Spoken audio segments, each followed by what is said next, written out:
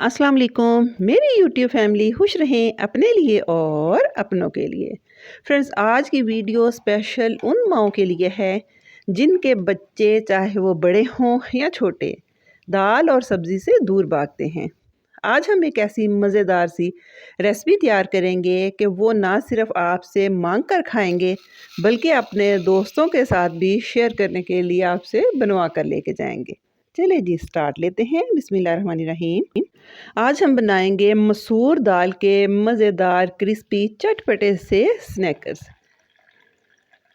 मसूर दाल ये ऐसी दालें हैं कि जो ना सिर्फ ताकत बख्शती हैं, गोश्त का नेमुल बदल है, बल्कि जिस्म में होने वाली तोड़ फोड़ को भी ये प्रोटीन भरी दालें कवर करती हैं।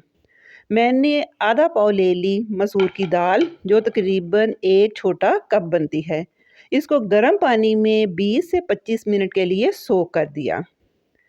सोक करने से ये होगा कि ये दाल सॉफ्ट और वज़न में डबल हो जाएगी। ये देखें कितनी प्यारी सॉफ्ट फूली फूली सी मसूर की दाल हमारे पास तैयार है।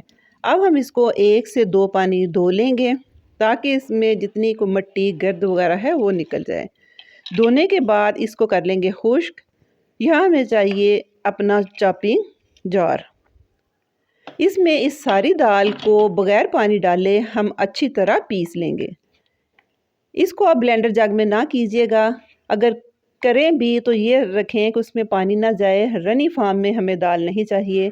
जैसे ही ये दाल की पेस्ट हमारे पास आती है, हम इसको एक साफ़ सुथरे बाउल में निकाल लेते हैं। दूसरी तरफ हम क्या करेंगे कि इसमें डालेंगे 1 कप के करीब कटी हुई बंद गोभी। बंद गोभी भी हमारी सेहत के लिए बहुत मुफीद है। इसमें अल्लाह ताला ने इतनी बरकतें, इतनी क़ुव्वतें और इतने फ़ायदे रखे हैं कि ना सिर्फ ये विटामिन सी और दूसरे इम्पॉर्टेंट विटामिन्स की कमी को पूरी करती है, बल्कि ये बड़ी बीमारियां जिनमें अल्लाह माफ़ करे, अल्लाह सेफ रखे सबको, कैंसर जैसी बीमारियों के लिए भी इसमें अल्लाह ताला ने क़ुव्वत और ताकत रखी है। साथ जाएगा 1 प्याज। फिर यहाँ आप अपनी मर्ज़ी की कुछ वेजिटेबल्स भी ऐड कर सकते हैं। जो बच्चे आपके शौक़ से खाते हैं आप सारी सब्ज़ियाँ इसमें डालें। मोस्टली इसमें जाती है कैबिज, प्याज और धनिया या पुदीना वगैरह। साथ मैंने ले लिया थोड़ा सा धनिया। इन सारी चीज़ों को हम रफली करेंगे चॉप, क्योंकि हमने इनको भी करना है चॉपराइज़। इन सारी चीज़ों को बाइंड करने के लिए हम डाल लेंगे 1 ब्रेड का स्लाइस। इसको भी हाथ से अच्छी तरह तोड़ लेंगे। फ्रेंड्स, जब ये फिटर तैयार होंगे, ये क्रैकर्स तैयार होंगे, यकीन करें आप इनको बच्चों के लंच बॉक्स में दें। अगर घर में छोटे बच्चे हैं तो उनको चलते फिरते आप ये एक कबाब पकड़ा दें। बच्चे चलते फिरते ये कबाब खाएंगे, उनके जिस्म में जितनी तवानाई की, जितनी न्यूट्रिशन की उनको ज़रूरत है, ये मज़ेदार से क्रैकर उन कमी को करेंगे पूरे। अब इन तीनों चीज़ों को भी हमने चॉप करना है। इनकी हमने पेस्ट वगैरह नहीं बनानी, क्योंकि अगर ये खड़े खड़े रहेंगे तो हमें खाने में, ज़ुबान के जायके में, ये जब इनका क्रंच आएगा तो हमें बहुत अच्छा लगेगा। इस तरह हमने इसको तकरीबन दानेदार सा एक इसका पेस्ट तैयार कर लेना है। अब इस पेस्ट को जो हमने दाल की पेस्ट बनाई थी उसके साथ ऐड करके अच्छी तरह कर लेंगे मिक्स। इतना मिक्स करेंगे कि ये सारी चीज़ें यकजन हो जाएं। और इनको एक अच्छा जायका, खुशबू देने के लिए हम डालेंगे इसमें 1 चम्मच नमक। 1 चम्मच हम भरकर डालेंगे कुटी हुई लाल मिर्च का।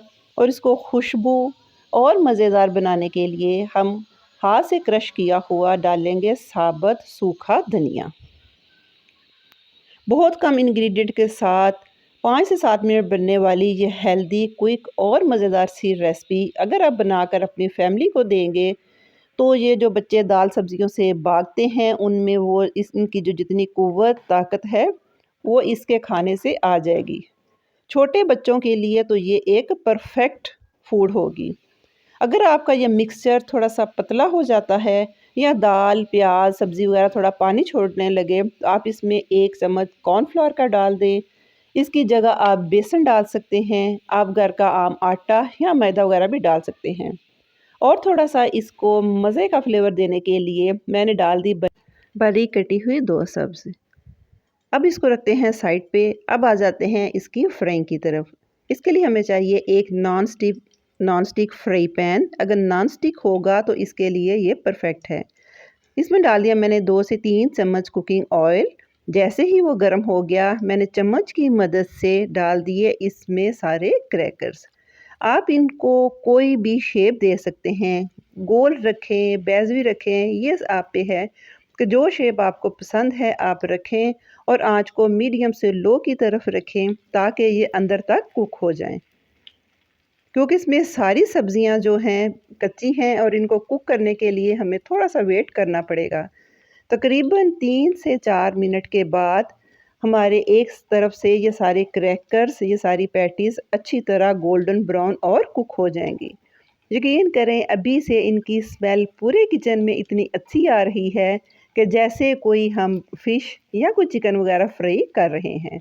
बहुत मज़े की खुशबू, जायका लाजवाब। अब इसको आप इनको बनाकर सेव कर सकती हैं, बच्चों के लंच बॉक्स में दे सकती हैं। आप इनको चाय, कॉफ़ी, रोटी, सैंडविच, बर्गर में रख कर भी इन पैटीज़ को एंजॉय कर सकते हैं। मैं इसी तरह करते हुए सारी अपनी ये मज़ेदार से मसूर दाल के क्रैकर्स तैयार कर लूँगी।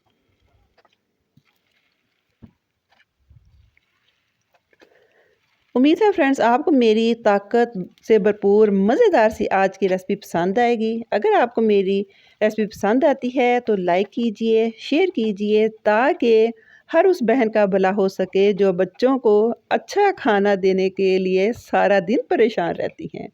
आप मेरे साथ चाय के साथ इस मज़ेदार मसूर दाल के मज़ेदार से क्रैकर्स को करें एंजॉय और मुझे दीजिए इजाज़त। Take care. अल्लाह हाफ़िज़।